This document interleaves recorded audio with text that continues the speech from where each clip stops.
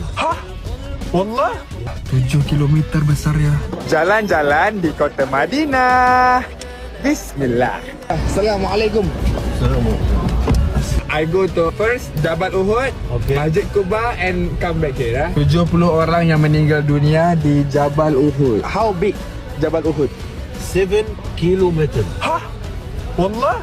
7 kilometer besar ya. Bismillah, kita pergi lihat ya. Ini dulu tempat peperangan Rasulullah, namanya Jabal Uhud. Dan pahalanya solat jenazah bersamaan dengan satu qirat, iaitu satu Jabal Uhud.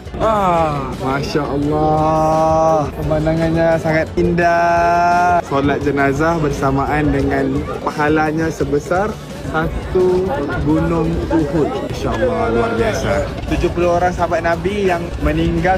Ini tempat sahabat-sahabat Nabi yang meninggal sewaktu peperangan. Di sini ada paman Nabi, yaitu Hamzah bin Abdul Thalib. Hamzah bin Abdul Muttalib, paman Nabi. Pernah banjir di sini. Pernah banjir di sini. 2012 dan jasadnya masih ada. Jasadnya masih ada. Wala tahsabanna alladziina qutilu fi sabilillahi amwata bal ahyaun inda rabbihim yurzaqun. Kita mengira orang-orang yang mati dalam peperangan tuh mati sia-sia, tetapi mereka itu hidup di sisi Allah. Jiwa mereka hidup. Mulai hari ini aku bernekat untuk perang ke Palestina. Bismillah. Bagi burung makan dulu ya di Jabal Uhud. Bismillah, bismillah. Tempat kedua, Masjid Quba. Masjid Quba adalah masjid yang pertama yang dibangunkan oleh Rasulullah sewaktu berada pertama kali di Madinah. Pahala satu solat sunat 2 rakaat bersamaan dengan kita buat umrah.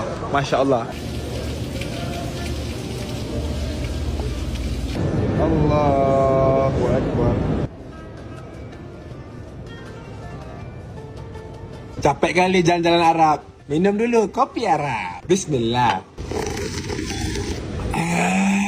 Ayo kita lanjut perjalanan. Bismillah. Aku berada di Masjid Kiblatain. Masjid Kiblatain ini dulu kiblat yang pertama umat Islam ke arah Masjidil Aqsa di Palestina. Jadi ke arah sana. Tapi setelah udah ditukar kiblat ke Mekah, jadi ke arah sana. Maknanya 2 kiblat di dalam satu masjid. Dulu ke arah sana, sekarang jadi ke arah sana. Okay, thank you ya. Thank you very much. Assalamualaikum. Waalaikumsalam. Nice to meet you, brother. See you. Assalamualaikum. Janjinya supir taksi tadi 150 rial. Tapi selepas dia tahu aku ni influencer, suruhnya aku bayar 500 rial. Aku tak tahulah. Kalian ada tak yang pernah kena kayak gini di Arab Saudi? Ya udahlah, halal aja.